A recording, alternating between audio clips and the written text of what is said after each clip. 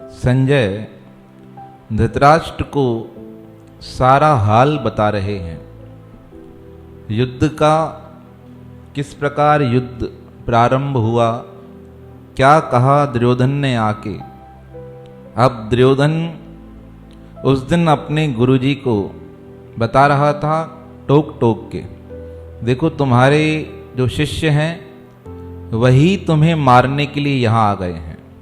अब उसके उपरांत दुर्योधन ने उन वीर योद्धाओं के नाम गिनाना चालू किया जो पांडवों के पक्ष में थे।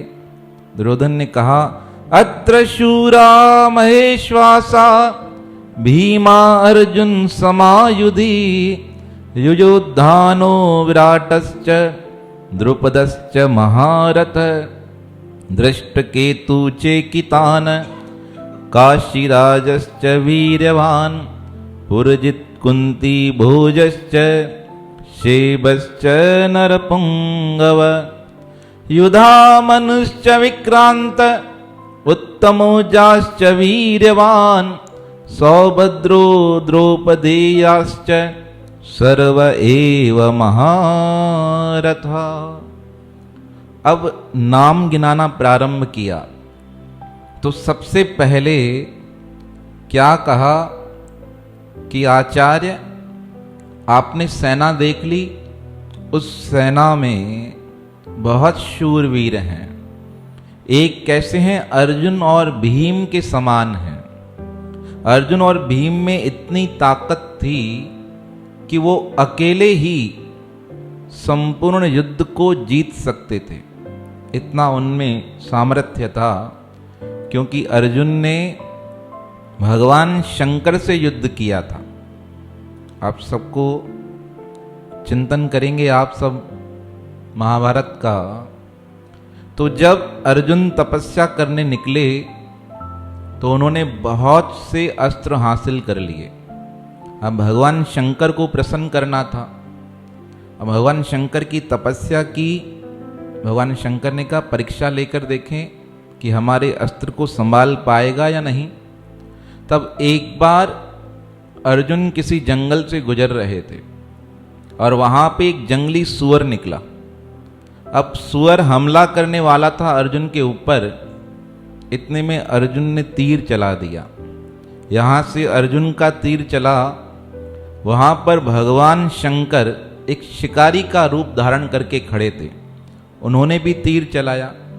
अब समान समय पर वो तीर आकर लगा उस सूकर को। अर्जुन जी गए, कहा मारा गया मेरे हाथ से, पर देखकर हैरान हो गए कि मेरे तीर के साथ किसका तीर है, एक अन्य तीर है। इधर उधर देखा, इतने में वो शिकारी बाहर आ गया। कहा ये मेरा शिकार है। अर्जुन ने कहा मेरा शिकार है। अब इस प्रकार विवाद बढ़ता चला गया। विवाद बढ़ता क्या, अर्जुन कहे सबसे पहले इसको तीर मेरा लगा है। पहले क्षत्रियों में यह होता था, जिसका शिकार पहले कर ले उसको ही प्रमाणित माना जाता था। पर अब यह तो भगवान शंकर की अद्भुत लीला थी। क्या करें, दोनों ही बड़े ताकतवर, एक भगवान के भक्त, दूसरे स्वयं भगवान। अर्जुन पहचान न सका। अब दोनों में लड़ाई प्रारंभ हो गई और इतना घमासान हुआ भगवान शंकर का अर्जुन के साथ, दोनों दिव्यास्त्र पर आ गए। अब दोनों ने दिव्यास्त्र निकाले। उन अस्त्रों के विषय में बहुत सुंदर वर्णन है, अभी आया ना, महेश्वासा।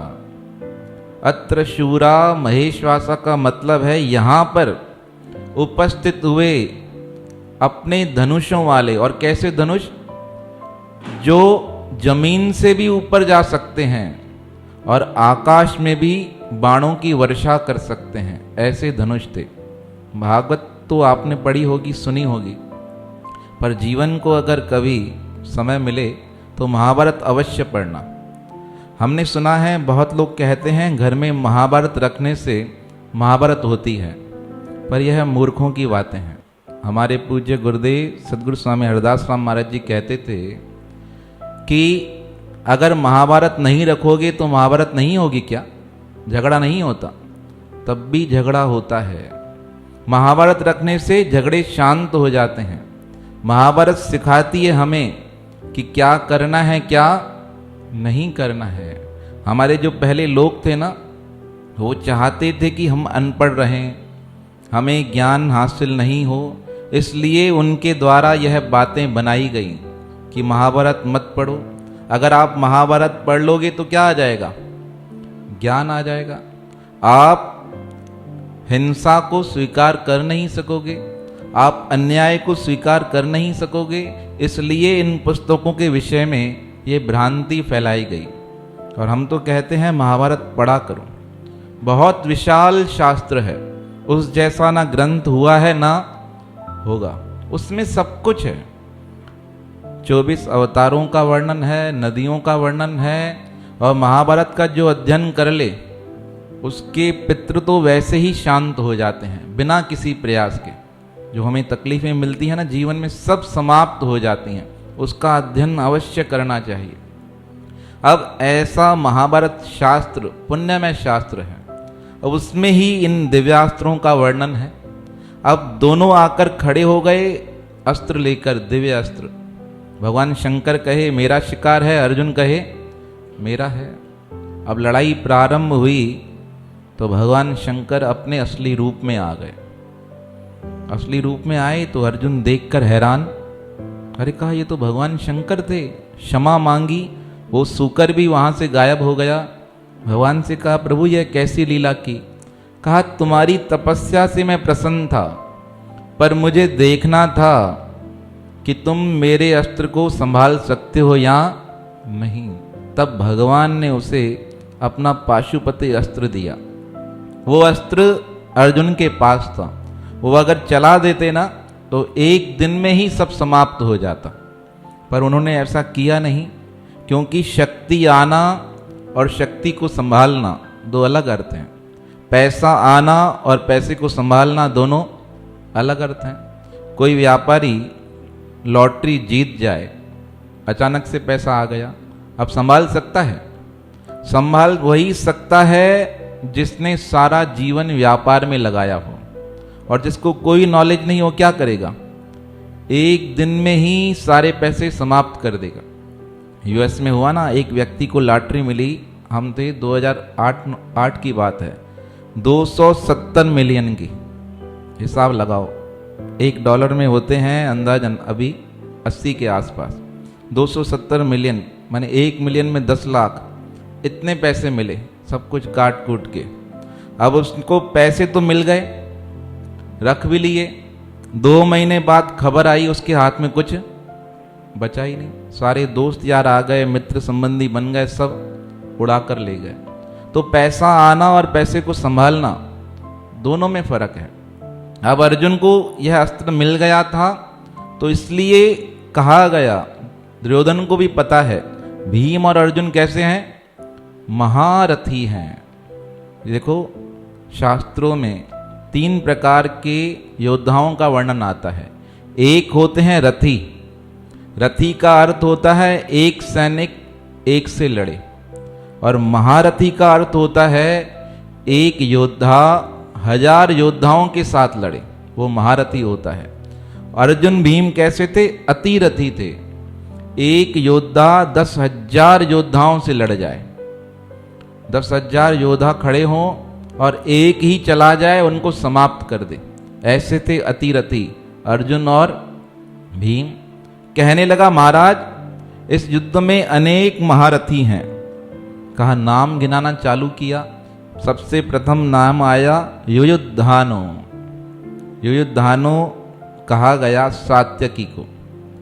अब सात्यकी का वर्णन अगर भागवत में पढ़ेंगे तो यह भगवान श्री कृष्ण के सारथी थे। आपने सुना होगा ना नाम। भागवत किस किस ने पढ़ी है?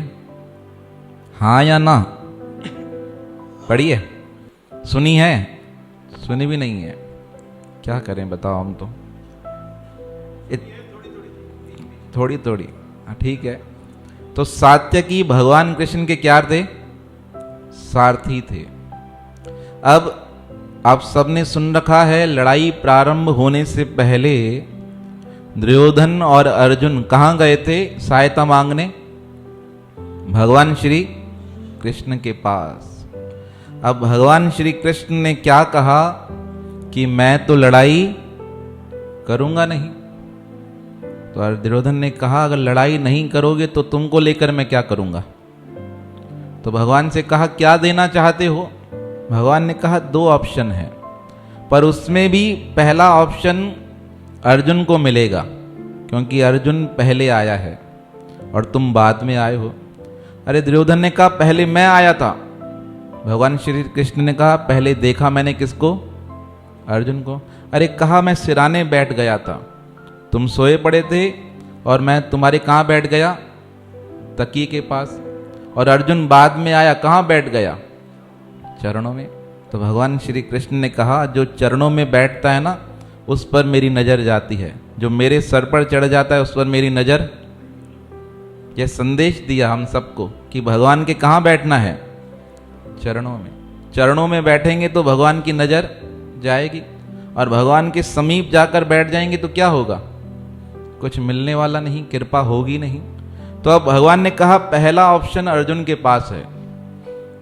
अर्जुन से कहा मांग लो, और छोटा भी है। अर्जुन ने कहा नहीं महाराज इसको दे दो, ये आश रख कर आया। भगवान ने कहा नहीं, पहला तुम्हारे पास है।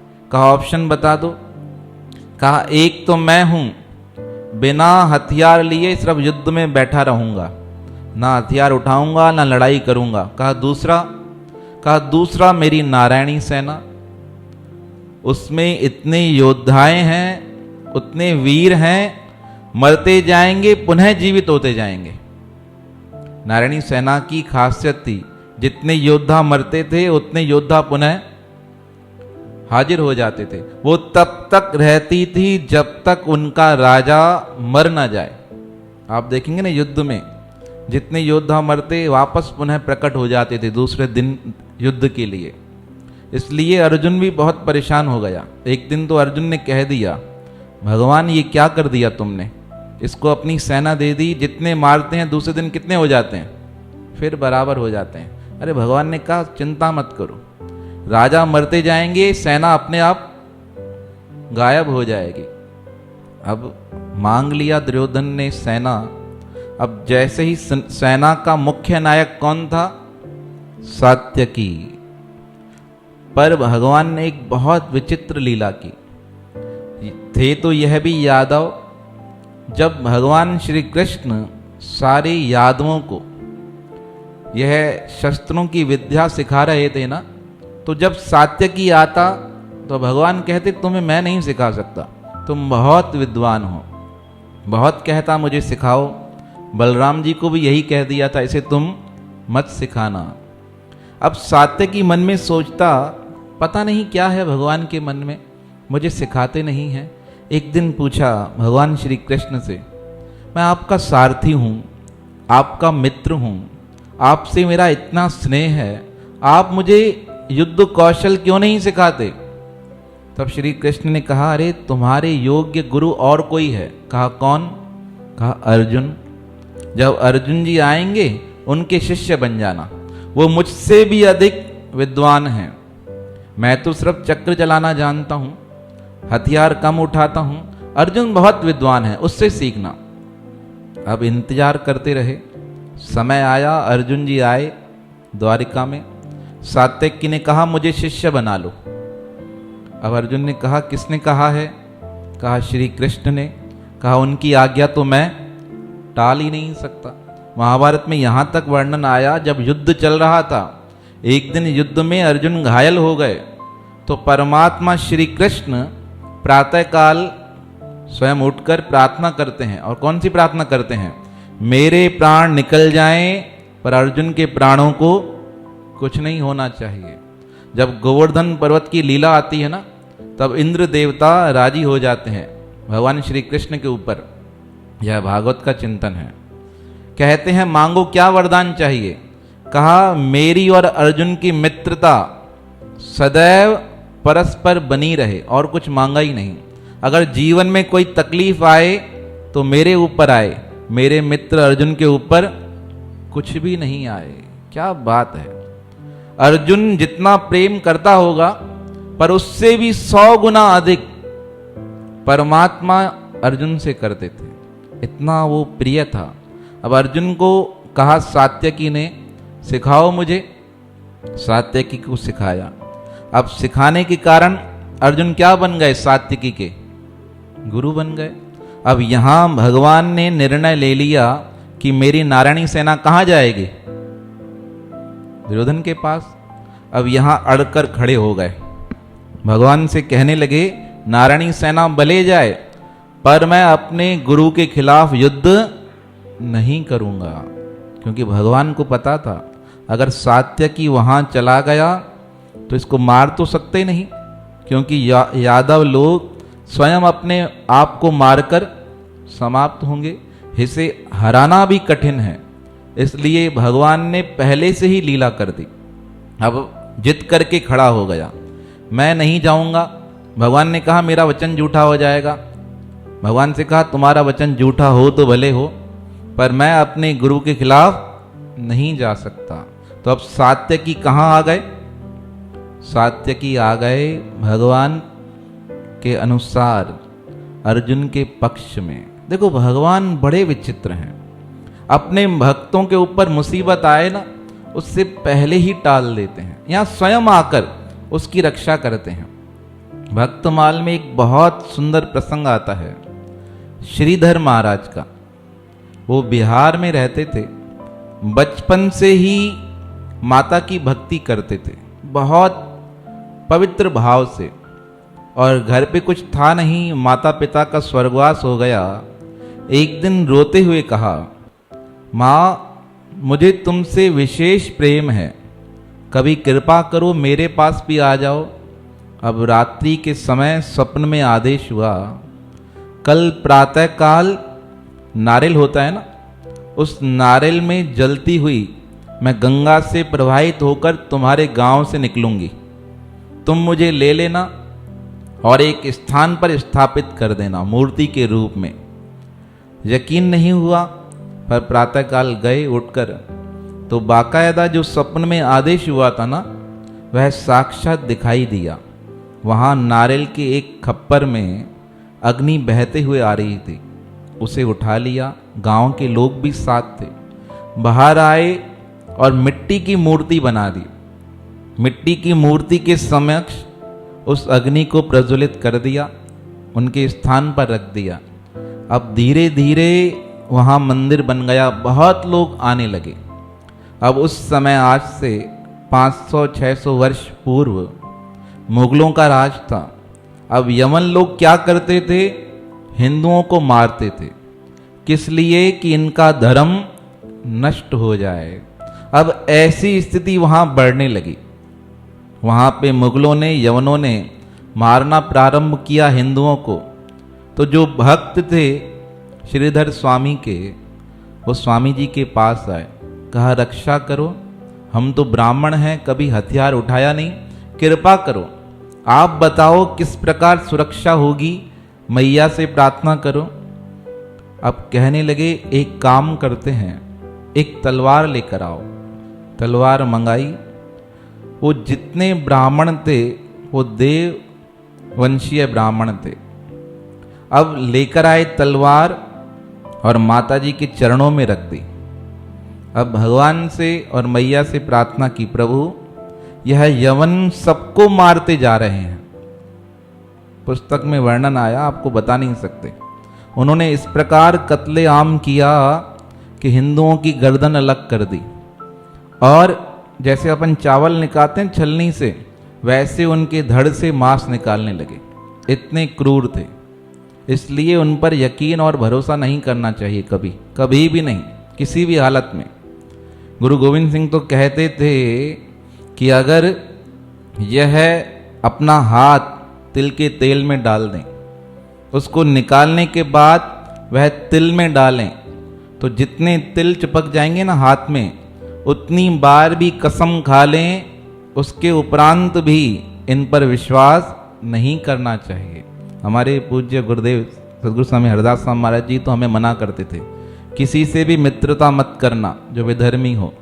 उनसे मित्रता करोगे सुख नहीं प्राप्त होगा। ना लेन देन का व्यापार, ना किसी प्रकार का कोई काम, कुछ नहीं करना।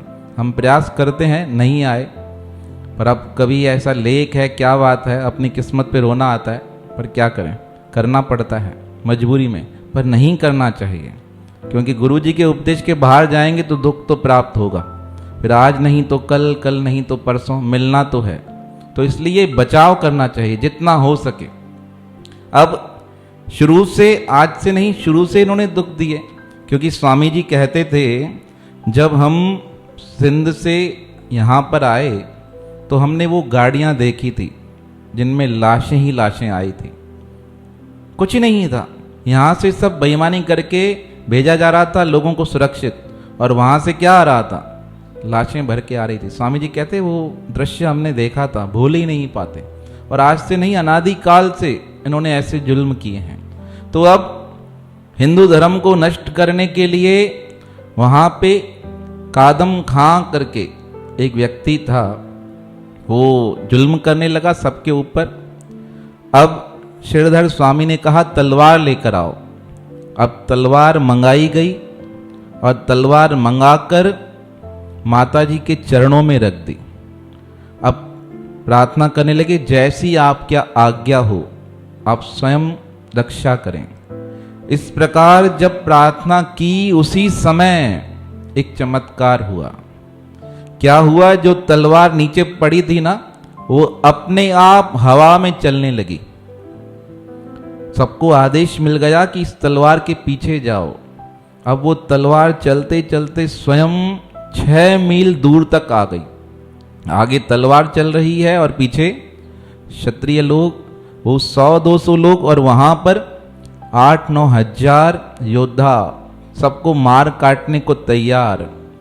अब एक स्थान था, उसका नाम है हरुहड़, उसका अपभ्रंश हो गया है।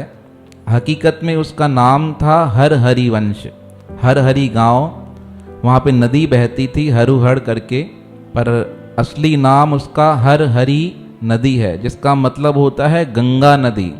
उस स्थान पर वो आ गई और उस तलवार ने क्या किया, स्वयं चलते चलते चलते चलते सबका खात्मा प्रारंभ कर दिया।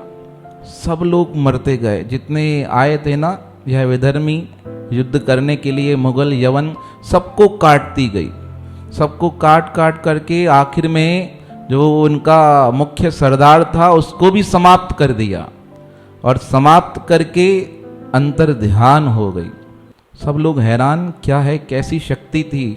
अब उस स्थान पर एक मंदिर बना दिया गया।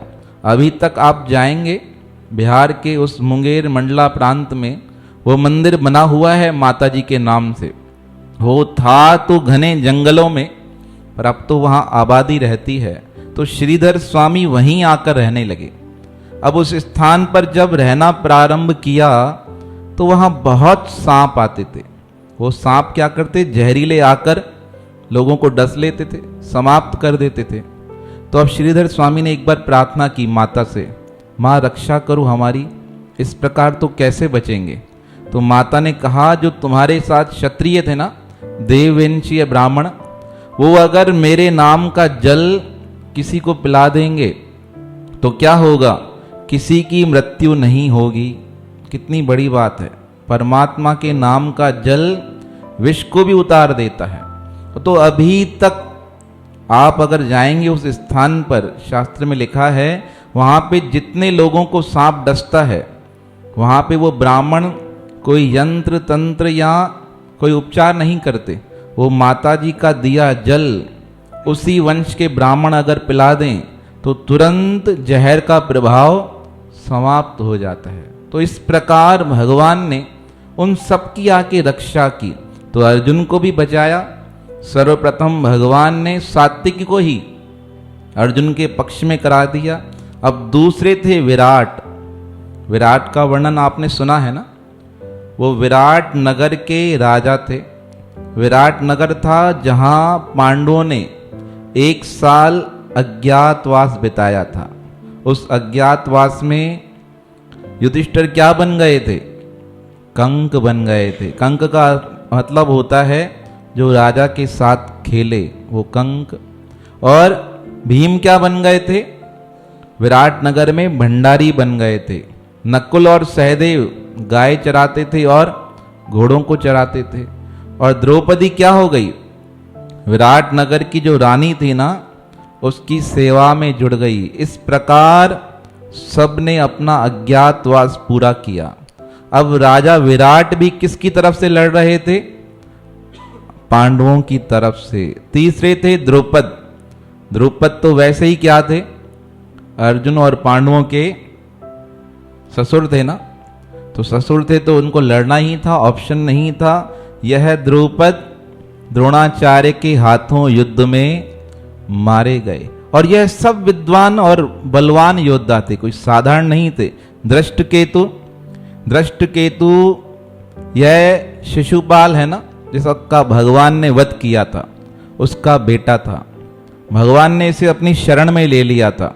अब शरण में लेने के कारण यह भी किसके पक्ष में लड़ा? पांडवों के पक्ष में। यह सब चीजें आपको पता होंगी ना, तो गीता समझने में और आसान हो जाएगी।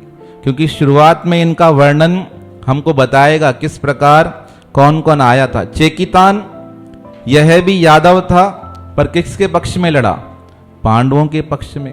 काशीराज और पुरजित भोज यह कुंती भोज थे, कुंती माता के भाई थे, यह भी पक्ष में लड़े।